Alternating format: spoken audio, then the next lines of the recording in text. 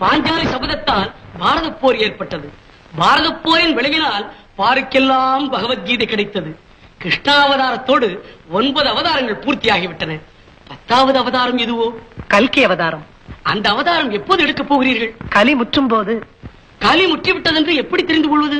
சத்தியம் பொய்யாகும், தர்மம் தலை சாயும், அறநெறிகள் அலைமோதும், அதர்மம் அரசாளும், பருவநிலை மாறும், பசுமைக்கு பஞ்சம் வரும், வறுமை சதிராடும், மண்ணுலகே நரகாகும்.